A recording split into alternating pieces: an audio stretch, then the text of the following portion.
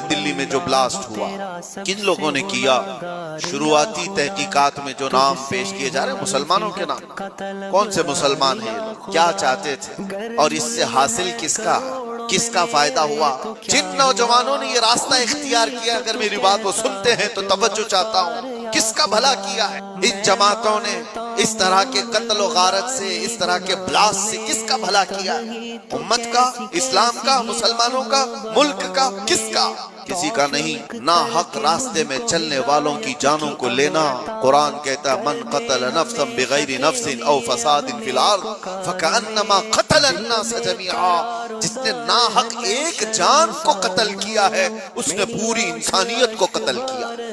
یوں نہیں ہوتا کہ ناحق کوئی بھی راستہ چلنے والے کی جان لے لی جائے اور اس کو کہا جائے کہ یہ جہاد ہے، یہ جنگ ہے، یہ بدلہ ہے، یہ انتقام ہے، ہرگز نہیں۔ میں سخت مذمت کرتا ہوں ایسے تمام گتیویدیوں کا۔ کوئی بھی نوجوان اس طرح کی حرکتوں میں ملوث ہوتا ہے تو جانتے ہیں اس کا نقصان کتنا لمبا ہوتا ہے۔ ان ظالموں نے جو کچھ بھی کیا، چند مہینوں پہلے کشمیر میں جو ہوا تھا، پہلگام میں چن کر کے جن لوگوں کو مار دیا گیا، وہ جو سیر و سیاحت کے لیے گئے تھے وہ کس کے دشمن تھے؟ جن کو انہوں نے پکڑ کر کے نام پوچھ کر کے مارا وہ کس کے دشمن تھے؟ کیا اسلام کے دشمن تھے، مسلمانوں کے دشمن تھے، یا تمہارے قرآن حدیث کسی کی دشمنی کی تھی جن کو پکڑ کے مارا گیا؟ کیا اسلام میں اس بات کی اجازت ہے کہ کہیں پر بھی کوئی گھومنے آئے اور اس کو مار دیا جائے؟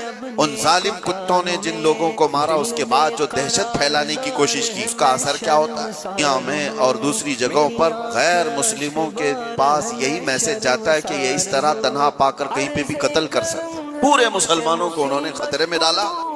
میری ان باتوں کو کچھ لوگوں تک مجھے پتا ہے پہنچتی ہوں گی، اور وہ شدت پسندی میں کہتے ہیں کہ شاید یہ بھی یہاں کی مصلحت پسندی اور حکمت پسندی کے اعتبار سے بات کر رہے ہوں گے۔ ہم کو یہ ساری مصلحت پسندی کی ضرورت بھی نہیں، ہم کسی کی جی حضوری کرنے کے لیے بات نہیں کر رہے ہیں، ہم بات اس لیے کر رہے ہیں کہ میرے دین پر جب کبھی دھبا لگنے کی صورت آئے تو ہم چیخ کر کے بولیں گے، چاہے وہ ہمارے اندر موجود کوئی منافق ہو اس کو بھی پکڑ کر کے ہم بے نقاب کریں گے کہ اس کا تعلق میرے مصطفیٰ کی ذات سے ہو ہی نہیں سکتا۔ اس لیے ہمیں بولنا ضروری ہے، چاہے وہ اسلامی نام سے کوئی ملک بھی ہو، پاکستان، افغانستان، عراق، شام، کہیں پر بھی پنپنے والے، ہم سب سے پہلے ٹٹول کر کے دیکھیں گے۔